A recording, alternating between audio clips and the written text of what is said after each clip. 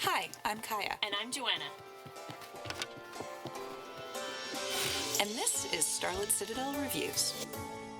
Splendor is a fast-paced and tactical set collection game from Marc-André and Asmodee Editions. In Splendor, players are Renaissance gem merchants competing to earn the most prestige. It supports from 2 to 4 players and lasts about half an hour.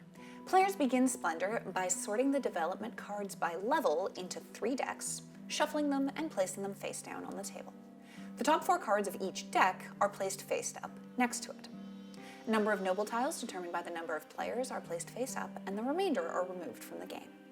The tokens are stacked next to the playing area, and the game begins. On their turn, a player can take a single action out of 4 possible choices. They may collect 3 gem tokens of 3 different colors, or take 2 gem tokens of the same color. A player cannot have more than 10 tokens at the end of their turn, and they cannot take 2 tokens of the same color if there are fewer than 4 of that color left in the stack. You can reserve a development card by taking either a face-up card or the top card of one of the 3 decks into your hand. There is a hand limit of 3 cards, and cards in hand cannot be discarded. If you reserve a card, you also collect a gold token, which can be spent in place of any 1 gem. You can buy a development card from the table or from your hand by paying the cost in gems that's listed in its lower left. The card is placed face up in front of you and grants a permanent bonus of 1 gem of the color shown on its upper right and the number of prestige points on its upper left. Bonus gems from cards can be spent like gem tokens to purchase additional cards in later turns. If you collect the number of bonuses of each color listed on the lower left of a noble tile, you get a visit from that noble at the end of your turn, and collect their tile. You can only get a visit from 1 noble per turn, and a visit does not count as an action. So when a player has earned 15 prestige points from their development cards and their noble tiles, the current round is played to completion and the game ends. The player with the most points wins, and ties are broken in favor of the player with the fewest cards. So I'm not entirely sure how I feel about Splendor yet. It is a fascinating game, I'll give it that. I am intrigued. I'm not entirely sure whether I like it or not. I'm not entirely sure whether it's fun, but I want to play it again to figure out exactly what I think of it. It's just, I'm not entirely sure. First of all, it's incredibly easy to learn and to play. The basic rules are very simple. You're going to be playing this game very easily, very quickly. You can teach it to a friend very easily, so that's great. Also, component quality is top-notch. There's beautiful color going on here, gorgeous art.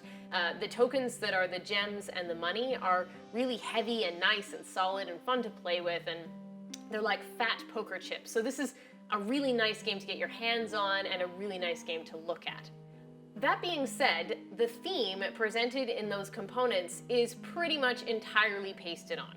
There really isn't any interaction between the theme and the mechanics. It's always nice when you see a theme play directly into the mechanics, or the other way around, and in this case that really isn't happening. That Renaissance gem merchant theme could be anything. It really doesn't matter here, and that's always too bad.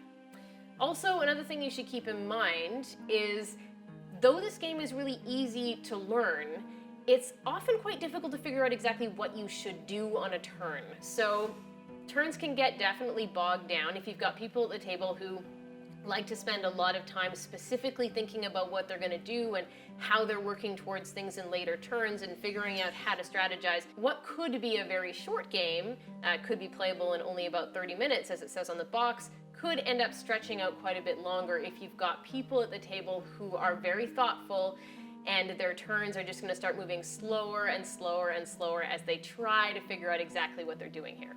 So another potential issue with Splendor that comes naturally from that difficulty of analysis that Joanna brought up is that it's a very interactive game. There's a lot of ways, mostly kind of indirect, that you can use to affect your opponents, but it's not actually social. At least it hasn't been in my experience.